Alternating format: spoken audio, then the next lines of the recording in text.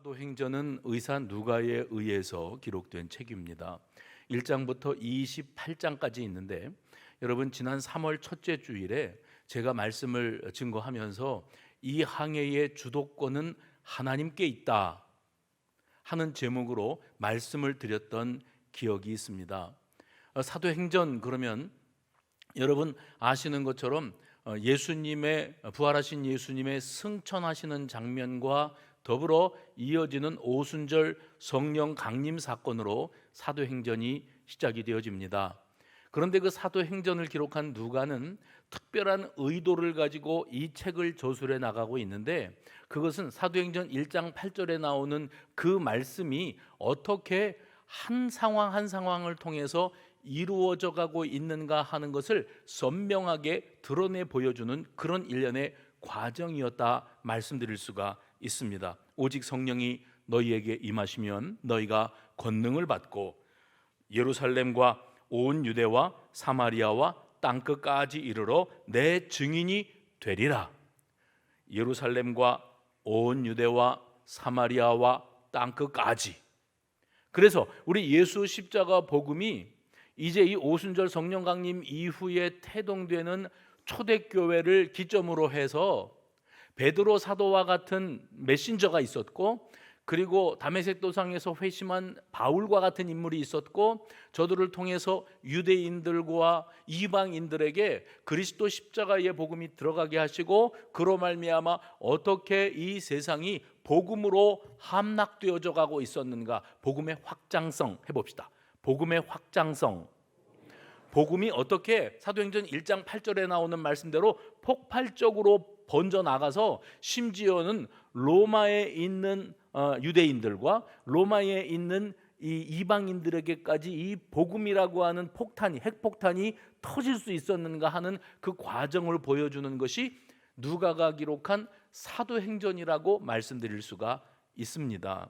그래서 우리는 그 하나님께서 주셨던 그 주님께서 주셨던 말씀이 사도행전을 통해서 어떻게 이루어지고 있는가를 보게 되어지는데, 특별히 사도행전의 마지막 부분, 오늘 우리가 28장을 읽었습니다마는 27장 말씀을 보시면 사도 바울이 예루살렘 공회에 끌려가서 재판을 받고, 그리고 어떤 결론이 났는가 하면 바울을 여기서 우리가 이러쿵저러쿵 재판할 것이 아니고 로마에 있는 시저 가이사에게로 보내자. 그래서 황제가 저걸 살릴지 죽일지를 결정하도록 하자 하는 결정이 나서, 그래서 백부장 율리오라고 하는 이름의 사람이 가이사라라고 하는 항구에서 여객선에 죄수 바울을 싣고 그리고 지중해로 나아갑니다. 이 가이사라에서부터 이태리 로마까지 이탈리아까지 가는 직항로가 없었습니다.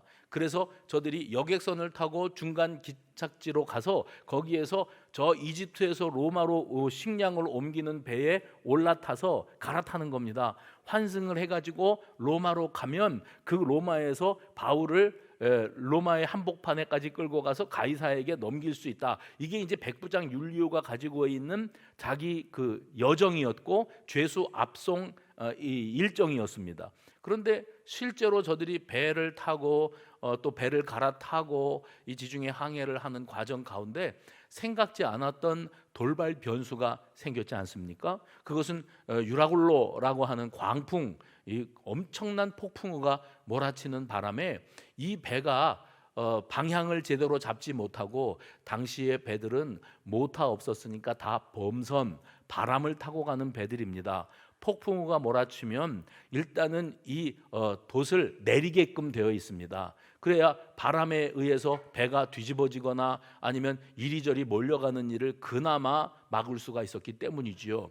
그러면 범선들이 이 항해를 하던 시대에 폭풍우가 몰아쳐서 이 돛을 내렸다. 그러면 그 다음부터는 이리저리 불어오는 바람과 물결에 배를 맡기고 그냥 떠밀려 다니는 수밖에 없었습니다. 이런 곤욕을 치르면서 우리가 이제 죽나 내일 죽나 지금 이 순간에 사람이 이렇게 죽는 건가 싶을 만큼 시달림을 당하는데, 그 시달림이 말로 다 할 수 없는 시달림이었습니다. 그런 곤경을 당하다가 저들이 멜리데라고 하는 섬에 기착하게 되어집니다. 겨우 멜리다라는 섬에 배가 닿게 되어지고 저들이 육지에 발을 딛게 되어지지요. 제가 이 말씀을 묵상하면서 생각할 때 육지 멀미가 생각이 나더라고요. 여러분, 배를 타고 항해를 하는데 이 배가 그냥 잔잔한 바다를 항해하는 배였다고 해도 육지에 발을 내디디면 땅이 올라갔다 내려갔다 하는 것처럼 느껴지는데, 지금 저들은 풍랑에 휘둘렸습니다. 그리고 이 배가 침몰 직전까지 갔습니다. 침몰 직전까지 갔다는 말은 뭐를 말하는가 하면, 이 배가 바다의 파도 위에서 곤두박질을 쳤다가 하늘로 치솟았다가 또 곤두박질을 치는 이런 곤욕을 치르면서 거기 있는 사람들이 넋이 나갈 정도로, 정신이 쏙 빠질 정도로 그렇게 시달림을 당하다가 겨우겨우 바다 깊이가 낮아지는 것을 측량하면서 우리가 육지에 가까워지고 있는가 보다 하다가 멜리데라고 하는 섬에 당도하게 되었던 겁니다. 제가 3월 첫째 주에 이 말씀을 나누면서 언급했던 그 사도행전 27장에 나오는 말씀 가운데 우리가 꼭 붙잡아야 될 말씀이 있다 그러는데, 그게 뭐냐면 간신히 해봅시다. 간신히 세 번이나 이 간신히가 나와요. 우리의 인생이 풍랑을 만난 파도 위에 서 있는 돛을 내린 배와 같다 그러면, 간신히 이리 부딪히고 저리 부딪히면서 죽음의 공포를 느끼면서 내가 이렇게 끝나는가 이렇게 죽는가 하는 위기 의식을 느끼면서 버티면서 가는 겁니다. 죽음의 그 공포를 느끼면서 버티며 가는 모습을 간신히 그랬습니다. 그게 세 번이 나왔고, 그 다음에 한 번 나왔던 구절이 뭐냐면 쫓겨가더니 그랬습니다. 파도에 바람에 밀려서 배가 휘둘리며 이리저리 밀려가는데 그게 쫓겨가더니라고 하는 구절로 표현이 됐고, 한 번 등장하는 게 뭐냐면 그로 인하여 구원의 여망마저 없어졌더라. 이제 우리는 다 죽었다 이렇게 여기고 있었다는 겁니다. 그런데 그 상황에서 바울이 죽음의 공포에 사로잡혀 있는 그 배에 타고 있는, 그 배는 화물선이고 그 배에는 276명의 사람이 타고 있었어요. 화물선이니까 화물이 먼저 가득 차 있었을 것이고, 선장이 있었고 선주들이 있었을 것이고 또 선원들이 있었을 것이고, 그리고 그 배에 화물주들이 있었고, 사도 바울과 같이 죄수가 로마로 압송되기 위해서 얻어 탄 사람도 있을 것이고, 죄수를 압송하기 위한 백부장과 백부장을 따르는 로마 군인들도 있었을 겁니다. 통틀어서 276명, 저 사람들이 다 죽게 생겼습니다. 이제 우리가 이 배가 파손되면 그러면 다 바다에 빠져서 물고기 밥이 되겠구나 하고 여겨 있을 때, 바울이 그들을 향해서 뭐라고 말했는가 하면 여러분이요 안심하라 이렇게 확신 있게 말을 합니다. 상황이 전혀 달라지지 않고 정말 정신이 쏙 빠지게 휘둘리고 있는데 바울은 그들을 향해서 여러분 안심하십시오. 그 말은 무슨 말인가 하면 여러분은 여기서 죽지 않습니다. 안심하십시오. 내가 여러분에게 이렇게 말할 수 있게 되는 이유가 있는데, 그게 뭐냐면 내가 어젯밤에 꿈을 꾸었는데 하나님이 내게 이렇게 말씀하셨습니다.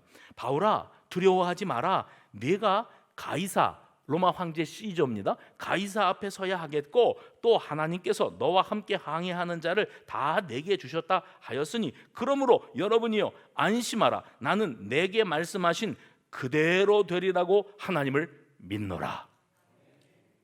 제가 이 말씀을 이렇게 함께 나누면서 같이 한번 해봅시다. 내가 말씀하신 그대로 되리라고 하나님을 믿노라. 나에게 말씀하신 그대로 네가 죽지 않아. 너랑 같이 있는 사람들도 하나도 죽지 않아. 저들이 다 구원받을 거야. 살아서 로마에 갈 거야. 그런데 나는이 누굽니까? 바울은 나는 내게 그렇게 말씀하신 그대로 되리라고 하나님을 믿습니다. 바울이 그렇게 말했습니다. 그런데 그 말을 듣는 사람들이 바울을 어떤 눈으로 바라봤을까 궁금하지 않습니까? 바울이 하나님의 구원 계획에 대한 확신이 있었고, 거기에 탔던 사람들은 결국에는 다 정말 죽지 않고 목숨을 건지고 다 살아남습니다. 사도행전 27장 마지막 절이 44절인데 거기에 보면 뭐라고 되어 있냐면 14일 동안의 풍랑 속에 고난을 겪었던 그들이 따라해 볼까요? 마침내. 아까 간신히 세 번 그랬습니다. 그런데 마지막 절에 마침내. 간신히는 정말 그 생명줄을 겨우 부여잡고 살아보겠다고 아등바등 이 위기를 또 넘기고 또 망하는가 죽는가 했다가 또 살아남고 하면서 넘어오는 간신입니다. 그런데 하나님은 그 사이에 바울에게 꿈에서 말씀하시기를 네가 죽지 않아. 너는 반드시 로마에 있는 가이사 앞에 서게 될 것이야. 그 앞에서 재판을 받게 돼 하고 말씀하신 그 말씀을 들으면 로마에 내가 반드시 가게 되는구나. 그러면 가게 되는 날까지의 그 사이에 일어날 별의별 일들, 유라굴로 광풍을 만나든지 배가 난파를 하게 되어지든지 어느 섬으로 흘러들어가든지 그것과 관계없이 하나님이 마침내, 할렐루야. 여러분, 그래서 간신히로 살아온 우리가 마침내 하나님이 주시는 결말을 보게 될 줄로 믿으시기를 바랍니다. 그래서 제가 이 항해의 주도권은 하나님께 있다 하는 제목으로 말씀을 나누면서 우리 인생 항해가 사실은 간신인데 그래서 이 쫓겨다니듯 살다가 구원의 여망이 사라지고 소망 없는 인생이었다가 안심하라 하시는 하나님께 인생 항해의 주도권을 내어드린 이후에 우리를 하나님은 소망의 항구로 들이시는 줄로 믿으시기를 바랍니다. 그래서 우리는 이 마침내라는 구절을 확인을 했습니다. 그렇게 구조된 바울의 일행이 당도한 곳이 멜리데라고 하는 섬이었습니다.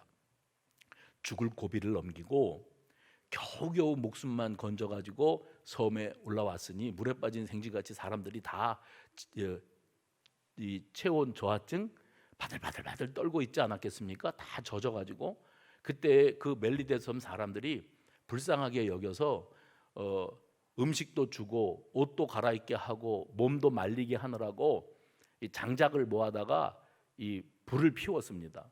그래서 이 사람들이 옷도 말리고 음식도 공급받으면서 야, 이제 겨우 살았다 우리가 이렇게 하고 있는데 바울이요, 이 장작더미가 불이 활활 타다가 주저앉으니까 장작을 더 올려야겠다 그러고 바울이 장작을 집어가지고 그 불에다가 장작더미에다가 올리려고 그러는데 그 장작 안에서 뱀, 독사가 나왔어요. 두리를 뭘 틀어요? 줄이? 꽈리? 아무 거면 어떻습니까? 뱀이 그 나무 안에 숨어 있다가 바울이 그 나무를 집어가지고 장작더미에다가 올려 넣으려고 그러는데 거기서 나와가지고 바울을 꽉 물었어요. 그러면 독이 퍼져나가는데 이 사람들은 딱 보고 이 뱀이 독사라는 것을 알아요. 그러면 자기들이 지금까지의 경험, 이 섬에서 저 뱀에 물린 사람 치고 살아남은 사람이 아무도 없어요. 물렸다 그러면 즉시 독이 온몸으로 퍼지는데 1분 안에 즉사입니다. 그래서 이 사람들이 어떻게 생각하냐면 이 사람은 죽겠구나 하면서 무슨 생각을 했는가? 능히 그런 생각을 할 만합니다. 무슨 생각을 했는가? 이 사람 바울은 그런 풍랑 속에서 겨우겨우 목숨을 어떻게 어렵게 목숨을 부지했는데 이 섬에 올라와서 독사에게 물려서 죽는구나. 그러면서 오죽 죄가 많으면 이랬습니다. 오죽 죄가 많으면 유라굴로 광풍을 피하고 섬에 들어와서 뱀에 물려서 죽는구나. 이 사람이 참, 이 사람도 딱하다 이렇게 여기고 있는데 바울이요 하고 넘어가는 게 아니라 자기 손을 꽉 물고 있는 뱀을 탁 털어내고 그리고 아무렇지도 않았어요. 그러니까 이 사람들이 사람이 아니야, 신이다 그렇게 여겼습니다. 이 사람은 독사에 물리고도 살아남았으니 신이다. 그리고 그를 추앙하는데 사건이 하나가 더 있었습니다. 이 멜리데라고 하는 섬에 보블리오라고 하는 사람이 섬 전체를 총괄하는 촌장입니다. 근데 이 보블리오 촌장의 아버지가 병에 들어서 열병과 이질에 걸려서 다 죽어가고 있었는데 바울이 그 아버지를 신방하고 그를 안수기도를 했더니 그가 깨끗이 나았다. 그러니 뱀에 물려서 죽는 줄 알았는데 살아남은 사람, 또 기도해가지고 병든 사람, 주요 인물의 아버지를 살려낸 사람. 바울이 그 멜리데노 섬 사람들에게 극진한 대접을 받습니다. 그리고 바울과 함께 그 섬에 상륙한 모든 그 선원들과 배에 탔던 사람들도 바울 덕분에 극진히 대접을 받는데 자그마치 석 달 동안을 그 섬에서 그렇게 살다가 그 다음에 28장 14절 보시면 이렇게 되어 있습니다. 그래서 우리는 이와 같이 로마로 가니라. 그러면 사도행전 28장입니다. 맨 마지막 장이에요.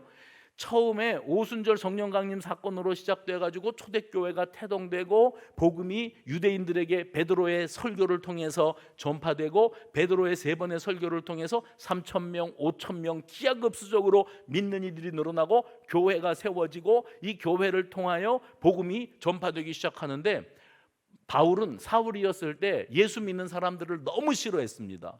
그래서 예수 믿는 도당들을 잡아 가두는 일, 그들을 핍박하는 일을 자기 사명인 줄로 알고 살다가 다메섹 동상에서 주님 만나고 회심하고 그리고 예수 그리스도 십자가 복음의 사도로 쓰임 받게 되어지지 않습니까? 이게 사도행전의 흐름입니다.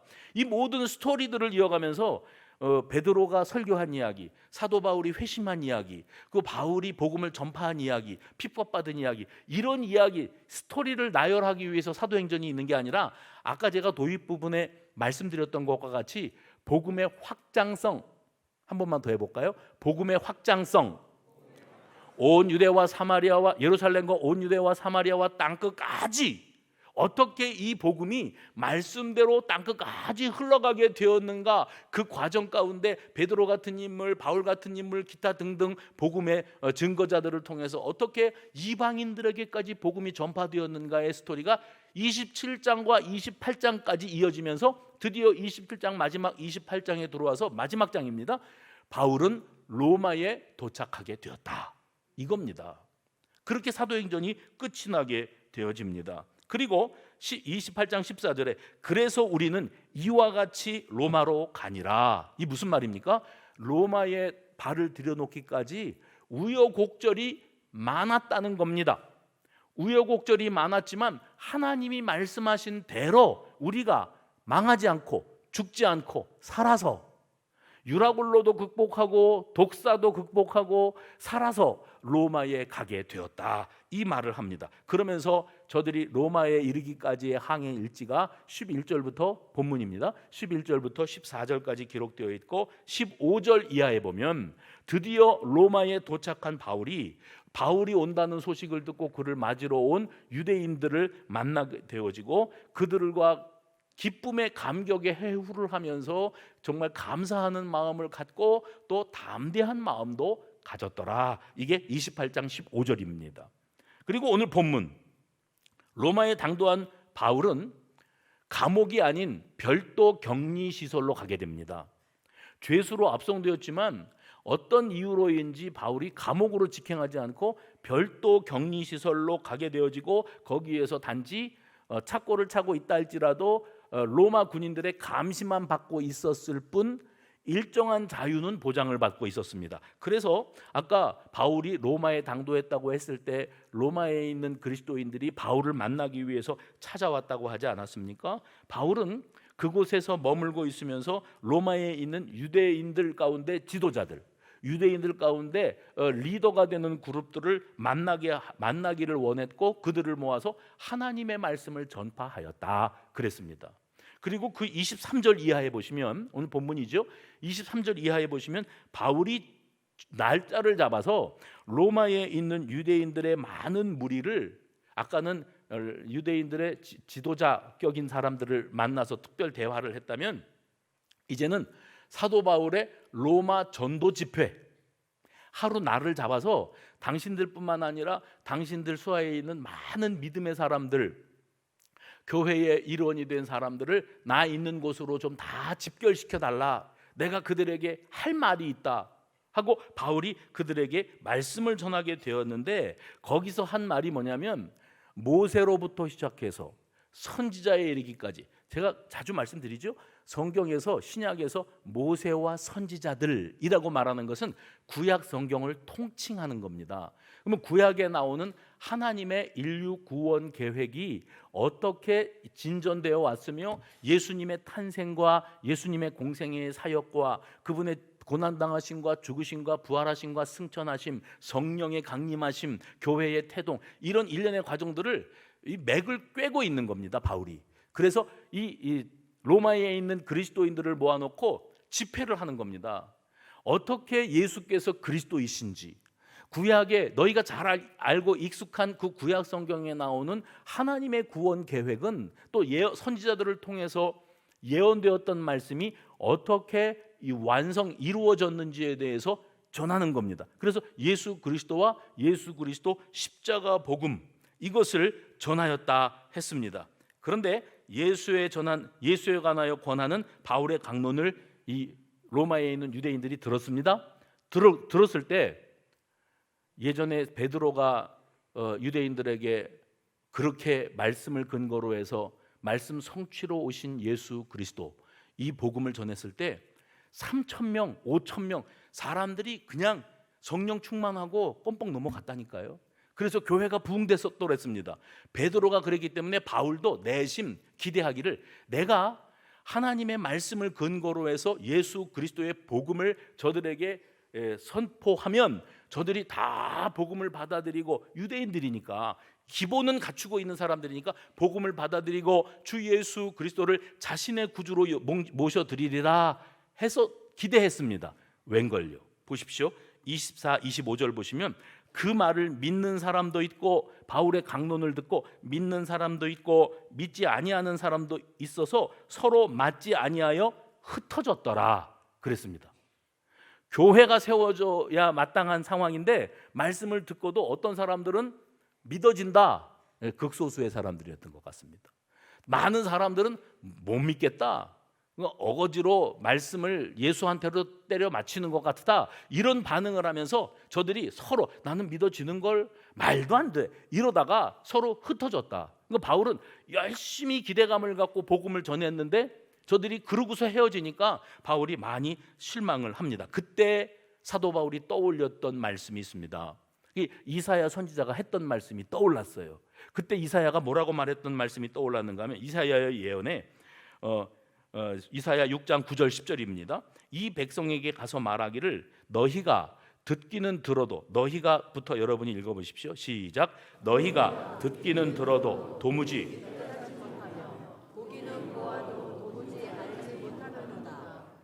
이 백성들의 마음이 우둔하여져서 그 귀로는 둔하게 듣고 그 눈은 감았으니 이는 눈으로 보고 귀로 듣고 마음으로 깨달아 돌아오면 내가 고쳐줄까 함이라 하셨다 그랬습니다.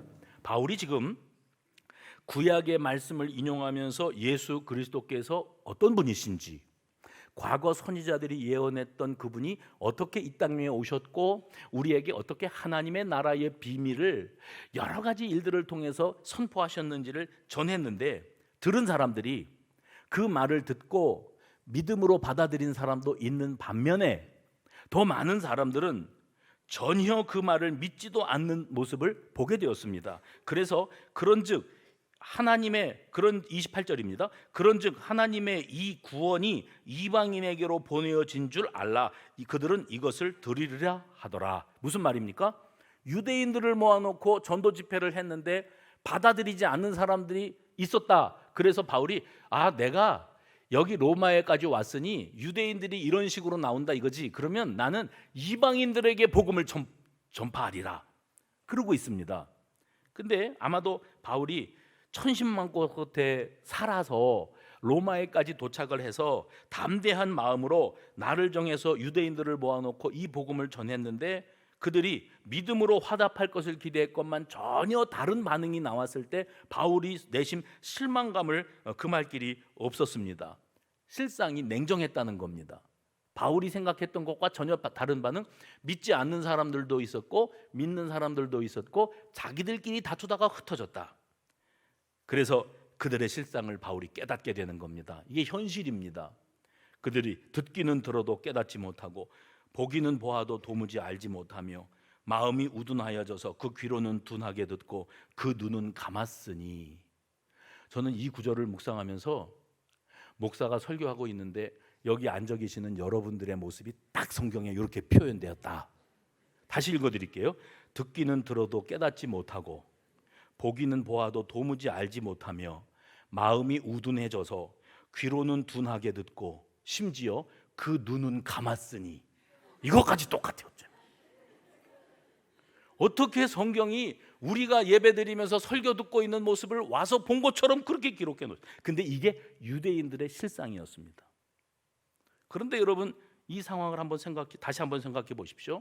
바울은 죽을 고비를 수차례 넘겼습니다. 죄수의 신분이 되어서 로마로 압송되어져 가는 과정 가운데 우여곡절이 참 많았습니다. 죽는 줄 알았어요. 그런데 하나님께서 너는 반드시 로마의 가이사의 앞에 서게 될 것이야, 죽지 않아 하는 말씀을 듣고, 하나님이 그리 말씀하셨으니 나는 이 풍랑 유라굴로에도 죽지 아니하고 내가 이 독사에 물려도 죽지 아니하고 나는 반드시 어떻게 해서든지, 어떻게 하실지는 모르겠어요. 하나님께서 하실 거예요. 어떻게 해서든지 나는 로마에 간다. 그리고 나랑 같이 있는 이 276명의 사람들도 다 털끝 하나 상함이 없이 살아서 로마에 도착한다. 그리고 그대로 되었습니다. 근데 여러분, 결국 로마에 도착해서 바울이 겪은 일이 뭐냐면 화려한 개선 장군이 아닙니다. 죄수 압송입니다. 그래서 가택 연금되었습니다. 로마 군인들이 철통같이 그를 감시하면서 지킵니다. 한마디로 말하면 엉망입니다. 만신창이가 된 겁니다. 자유를 억압당한 그 상황 속에서 그래도 유대인들의 지도자들을 만날 수 있었고, 유대인들을 집합시켜 놓고 예수님이 누구신지에 대해서 복음 설교를 전했는데, 그런데 바울이 이런 열악한 상황 속에서 어떻게 복음 설교를 할 수가 있었을까? 어떻게 이런 대단한 일을 해낼 수 있었을까? 답은 하나입니다. 그건 바로 바울은 자기가 겪고 있는 현실의 연단과 시련과 답답한 이 상황들을 개의치 않기로 했습니다. 오로지 집중해 봅시다. 집중. 어디에 집중이냐면 하나님과 하나님의 말씀에 집중, 예수님과 예수님의 십자가 복음에 집중.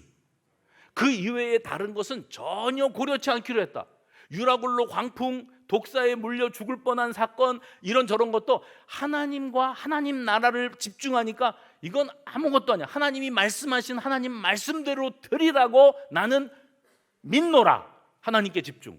그 다음에 로마에 도착해가지고 로마에 압송되어 와서 거기서 붙잡혀서 착고를 차고 로마 군인들의 감시를 받으면서도 유대인들을 따로 불러서 만나고 그들에게 복음을 전하고 있는데, 그 유대인들이 바라보면서 죄수로 왔네. 바울이, 그 유명한 바울이 죄수가 돼서 왔네. 아이고 몰골이 저게 뭐야, 피적 말랐네. 아주 죽을 고비를 넘긴 사람이네. 눈만 반짝거리네. 딱하게 바라보는데 그들을 향해서 예수님이 누구신지, 그리고 그 예수님의 십자가 복음이 무엇인지를 주저함이 없이 담대하게 선포하는데, 그때의 바울의 모습을 보면 집중, 다른 건 다 어찌되든 상관없다. 나는 오로지 하나님과 하나님의 말씀, 예수님과 예수님의 복음, 이거 이외에 다른 것은 내가 갇혀 있든지 묶여 있든지 이제 곧 사형장에 이슬로 사라질 거든지 나는 그런 건 전혀 생각하지 않는다. 그래서 바울이 지금 이 순간에 하나님과 하나님 말씀, 예수님과 십자가 복음에 완전히 몰입되어 있는 겁니다. 다른 거는 몰라요. 오로지 이것밖에 몰라요. 이게 메인바디였다고 하는 표현의 진정한 해석입니다. 몰입되어 있다. 오로지 하나, 로마에 사는 유대인들과 로마에 사는 이방인들에게 하나님의 사랑을 전하는 일에 자기가 몰입되다 보니까 지금 내가 죄수 신분이고 얼마 있다가 사형장의 이슬로 사라질 수 있고 그런 것에 대해서 전혀 생각하지 않고 있습니다. 어떤 것도 사도 바울의 사명, 그 사명의 길을 가로막거나 회방할 수 없었다는 겁니다. 여러분, 복음의 메인 사람은 다른 어떤 것에도 매이지 않습니다. 다시요, 복음의 메인 사람은 다른 어떤 것에도 매이지 않습니다. 로마로 향하던 바울이 이제 믿음의 형제들이 자기를 찾아와서 영접하는 것을 만났을 때 그 순간에 그들에게 야, 내 말 좀 들어볼래? 야, 지중해 건너서 로마까지 오는데 죽는 줄 알았다니까. 그리고 이제 내가 여기 왔는데 죄수로 왔어. 이제 앞으로 내가 어떻게 죽어갈지 몰라. 날 위해서 기도 좀 해. 이런 말 한마디도 안 했습니다. 그 사람들을 만나기가 무섭게 그들 앞에, 하나님 앞에 그들을 보고 28장 15절, 그들을 보고 하나님 앞에 감사하고 담대한 마음을 얻었다. 내가 이 사람들 만나서 복음 전하려고 여기에 지금 왔구나. 하나님이 그래서 나를 살려주셨구나. 그러니 내가 살아있는 이유가 이 사람들에게 하나님과 하나님의 나라, 그 복음을 전하는 것이라면 내가 지금 죄수의 신분이든지 뭐 위대한 인물로 존경받는 신분이든지 그런 건 하나도 중요하지 않아. 내가 목숨이 붙어 있는 날까지 나는 이 일에 몰입하리라. 하나님과 하나님 말씀에, 예수 그리스도와 십자가 복음에 몰입하리라. 바로 이것이 사도 바울의 자세였습니다. 이 복음에 대한 몰입도는 그의 강론을 듣고 믿지 않는 사람들이 있었다고 할지라도 전혀 개의치 않을 만큼 집중되어 있었습니다. 자신의 사명에 집중되어 있었다는 말입니다. 저는 이 말씀을 준비하면서 내심 회개를 했습니다. 목사는요, 우리끼리니까 하는 말씀입니다. 목사는 강단 위에 설 때마다 엄청난 압박감을 느낍니다. 20몇 년을 했는데도 아직도 설교하려고 여기 서면 엄청난 두려움과 떨림이 있고 압박감이 있습니다. 저 사람들은 다 앉아서 바라만 보다가 가면 되는데 나는 무슨 죄가 많다고 여기서 입이 바짝바짝 말라서 물을 마셔가면서 이렇게 설교를 해야 됩니까? 그러는데 설교할 때 이게 원고를 만들어서 들고 와요.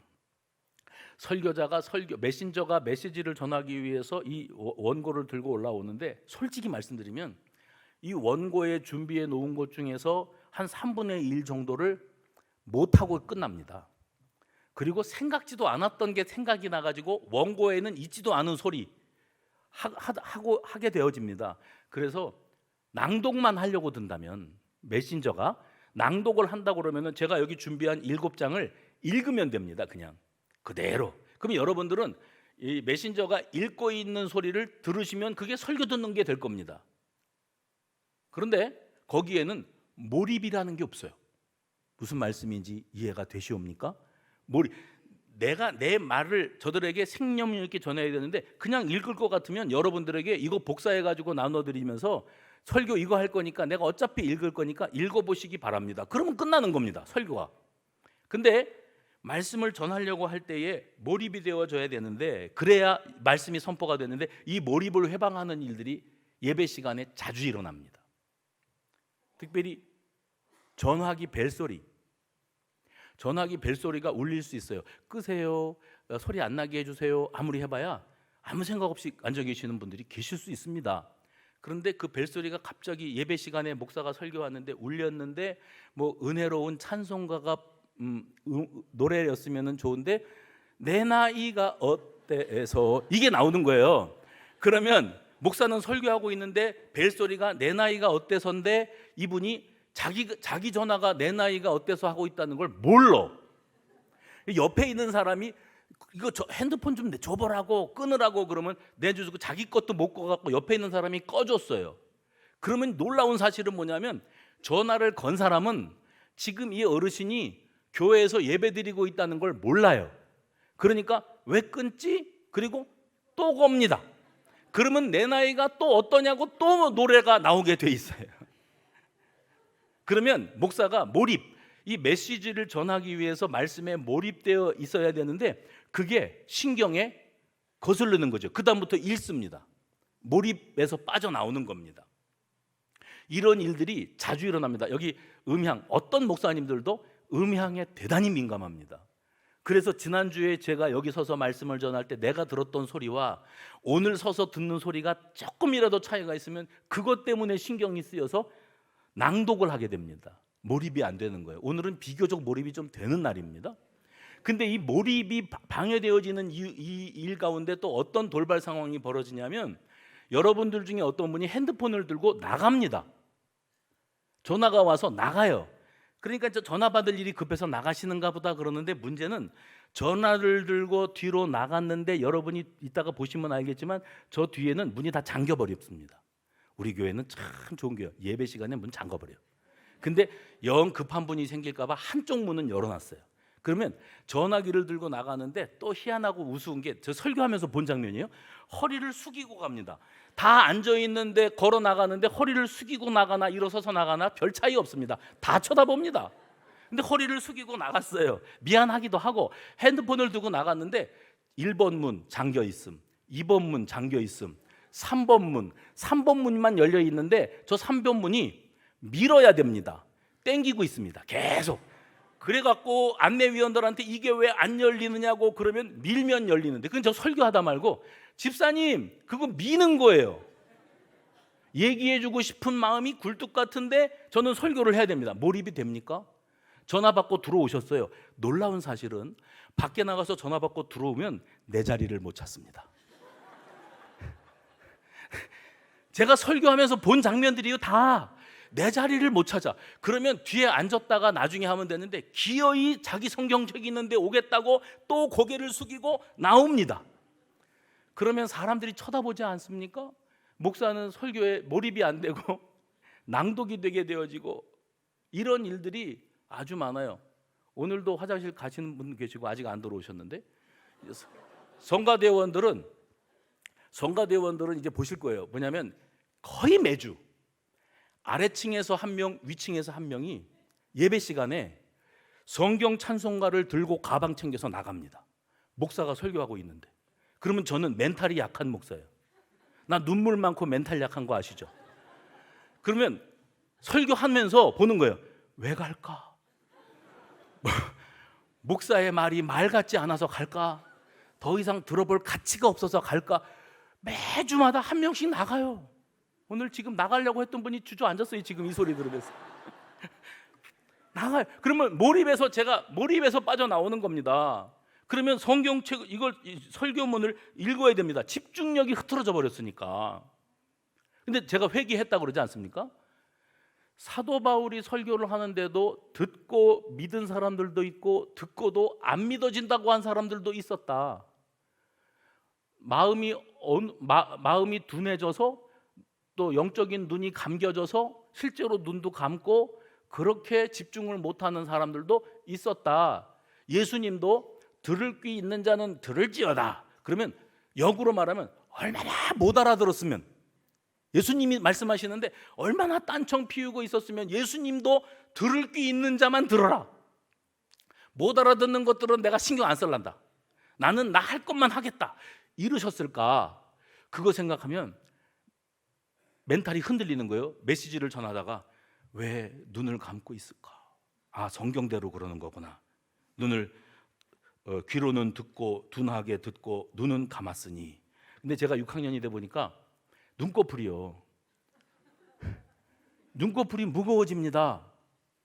그러니까는 졸고 있는 게 아니고 어르신들은 눈꺼풀이 무거워요. 이렇게 뜨고 있는 것 자체가 큰 노동입니다. 그러니까 스르르 감는 건데 안 듣고 있는 건 아닙니다. 다 듣고 있습니다. 맞죠? 제가 쳐다보지 못하는 어르신들 맞죠? 눈은 감고 있는. 그러니까 그걸 보면서 왜 내가 설교만 하면 다 저렇게 졸까? 우리 교회는 주무시러 오시는 분들이 왜 이렇게 많을까? 아직도 눈 안 뜨네. 이쪽에 있는 한 사람은. 그렇게 되어지는 겁니다. 그랬는데 사도 바울의 이 경우를 보면서 로마에 가가지고 자신이 하나님의 나라의 복음과 비밀을 선포하면 사람들이 껌뻑 넘어가고 3,000명, 5,000명만 난리가 날 줄 알았는데 흩어졌더라. 믿는 사람도 있었고 믿지 않는 사람도 있었더라. 이유는 뭐냐면 그들의 마음이 우둔하여져서 귀로는 둔하게 듣고, 우리 얘기라 했습니다. 귀로는 둔하게 듣고 그 눈은 감았기 때문이라고 그렇게 했습니다. 그때에 바울이 복음을 전하고자 할 때에 나는 조바심 내지 않겠다.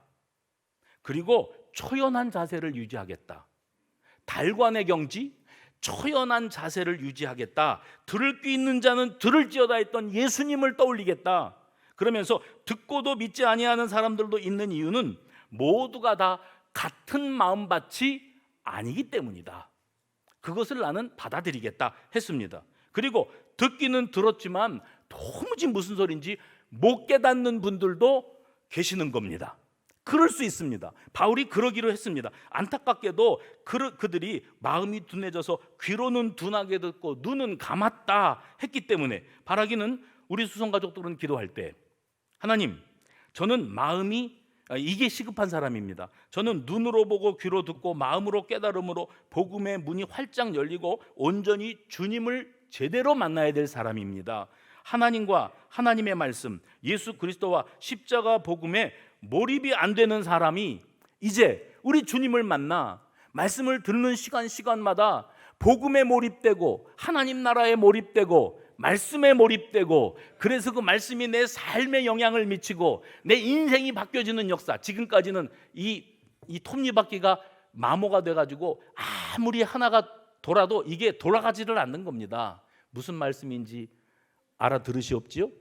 열심히 돌려도 이게 헛바퀴를 도는 겁니다. 이 톱니가 맞물리질 않. 듣기는 들어도 내 마음이 우둔해져 가지고 그 말씀이 나하고 무슨 상관이 있는 건지 도무지 와닿지가 않는 겁니다. 이렇게 살아왔지만 주님, 내 속에 있는 우리 부활의 새벽에 내 말씀드렸던 것처럼 내 속에 있는 편견과 고집과 독선과 아집과 자기중심주의와 이기주의, 이 모든 거대한 돌, 예수님의 무덤을 가로막고 있었던 거대한 돌을 굴려주시옵소서. 저와 여러분이 이 기도해야 됩니다. 내가 말씀을 받을 때 그럴듯하게 그런가 하여 들었던 어떤 베레아 사람들처럼 그렇게 하나님 앞에서 말씀을 받아들이고 그 말씀에 따라서 내 영적인 꼴을 공급받고 성숙할 수 있는 그런 사람이 되게끔 나를 붙들어 주옵소서. 기도하시는 저와 여러분이 되어지기를 바랍니다. 바울이 이 일을 겪고 2년 동안이나 로마에 머물고 있으면서 자기를 찾아오는 사람들을 만나고 그들에게 하나님 나라의 복음을 전파했는데 31절 마지막 절을 보면 이렇게 되어 있습니다. 주 예수 그리스도에 관한 모든 것, 복음이죠. 주 예수 그리스도에 대한 모든 것을 담대하게 거침없이 가르치더라. 담대하게 거침없이 가르치더라. 30초 전에 2층에서 한 분이 나갔어요. 성경 들고 가방 들고. 제가 이 말씀을 전하면서 그렇지, 다 똑같은 건 아니지. 여러분, 바울은 이미 사는 것과 죽는 것을 초월한 사람입니다. 오로지 복음에 매여서 그 복음, 예수 그리스도 십자가 복음을 전하는데 내 인생을 걸었습니다. 자기 열정을 다 쏟기로 했습니다. 유라굴로 광풍, 독사에 물려 죽을 뻔한 위기 상관없습니다. 나는 어차피 로마 갈 거니까 로마에 왔습니다. 사람들이 말씀을 들으면서 은혜 받고 깨닫고 돌이키면 좋은데 딴청 피웁니다. 마음이 둔하여졌습니다. 눈을 감아버렸습니다. 이래도 바울은 연연하지 않고, 그 일에 연연하지 않고 거침없이 담대하게, 해봅시다.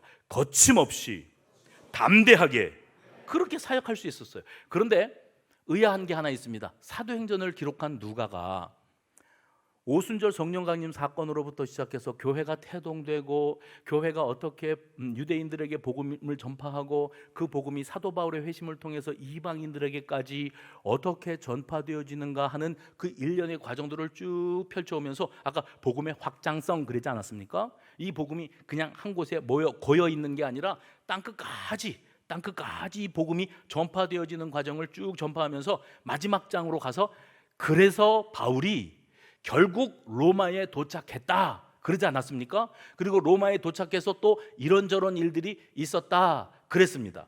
그런데 이렇게 말을 해놓고서는 사도행전이 끝나버립니다. 바울이 거침없이 담대하게 말씀을 전파하였더라, 끝.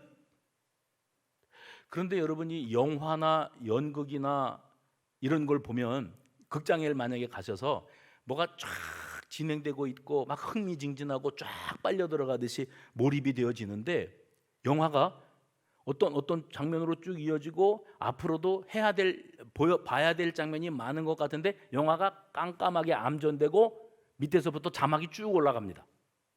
끝났다는 겁니다. 아직도 볼 게 많은데, 궁금한 게 많은데 끝.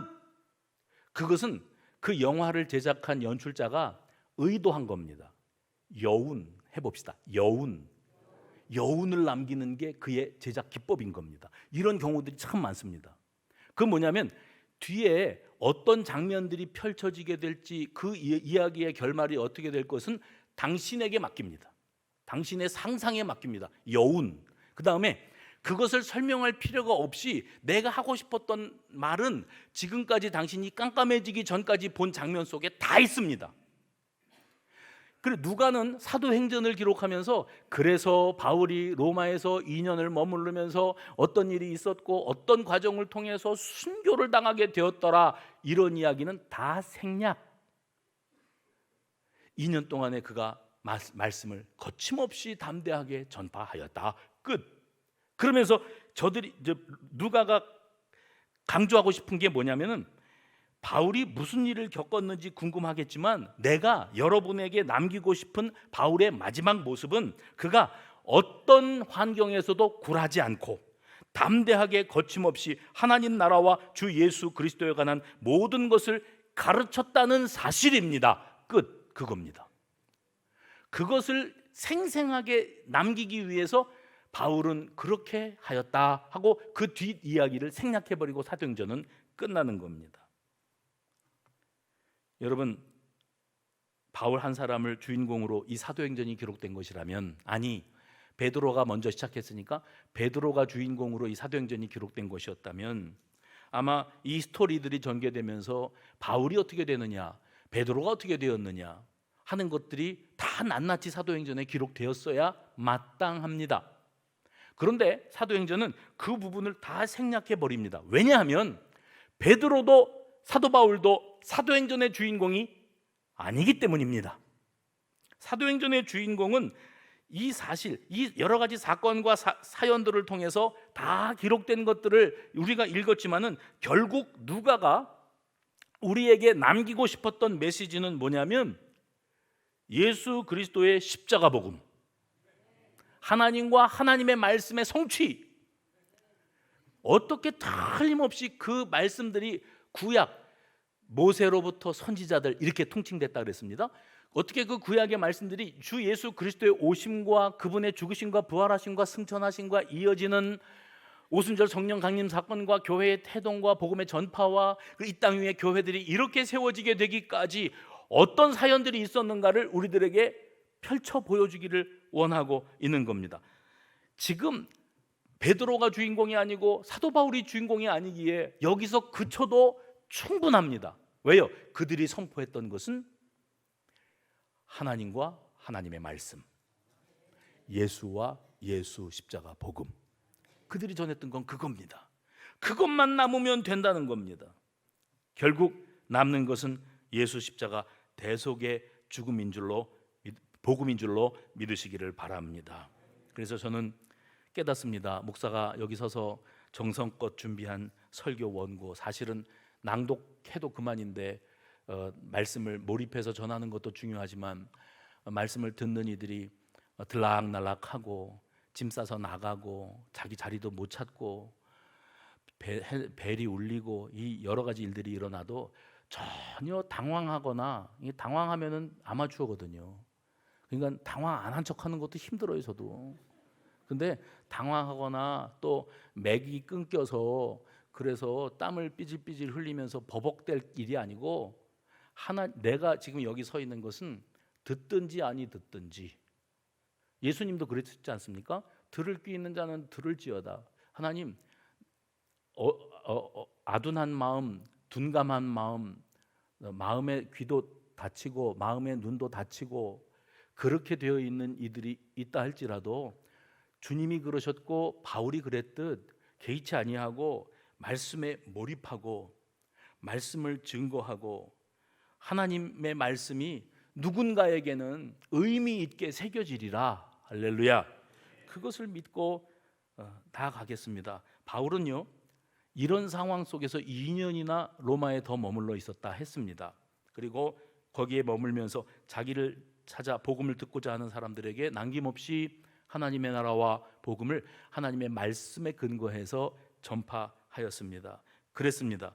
반응이 어떠하든지 그러거나 말거나 나는 내게 주어진 사명에 집중하겠습니다. 그리고 주 예수 그리스도의 복음을 증거하는 일은 내 목숨이 다하는 그날까지 쉬지 않겠습니다. 우리들의 관심은 얼마나 들어주냐, 얼마나 반응이 있냐, 피드백이 얼마나 있느냐 하는 데도 있겠지만 사실 그거는 나를 드러내기 위함이고 자기 도취 아니겠습니까? 내게 맡겨진 복음 전파의 사명을 완수하는 것이 내게 주어진 미션이다. 그러니 이런저런 반응 다 있어도 나는 유라굴로 광풍에서도 개의치 않았고, 죽느냐 사느냐가 걸려 있는데 독사에 물려서 사람들이 다 죽는다 그러는데도 그건 중요한 일이 아니었고, 로마에 와서 많은 사람들을 모아놓고 장황하게 설교를 하는데 딴청 피우고 자기들끼리 믿어지냐? 말이 되냐? 아니 나는 믿어지는데 그걸 어떻게 믿냐? 이러고 있다가 흩어지는 모습을 보면서 얼마나 좌절됐겠습니까? 무릎에 힘이 쭉 빠졌을 것 같습니다. 그런데 그런 거에 흔들리지 않아요. 복음 사명에 몰입 해봅시다. 몰입. 그래서 단위에서 설교를 하는 목사도 원고 낭독하고 내려가지 않고 몰입이 되어야 살아있는 말씀이 전파될 뿐만 아니라 여러분도 내가 몸 안에 있는지 몸 밖에 있는지 무아지경으로 앉아서 졸다가 깨다가 눈 감고 들으면 더 집중이 잘 되거든. 그러다가 고개가 푹 떨어지고 이런 일들이 벌어져도 그래도 들을 사람은 듣고 은혜 받을 사람은 은혜 받고, 오늘 그래서 바울이 오늘 말씀의 제목이 담대하게 거침없이 가르치더라. 오늘 이 말씀을 부여잡고 하나님께서 내게 주시는 음성을 듣는 저와 여러분 되시기를 주의 이름으로 축원합니다.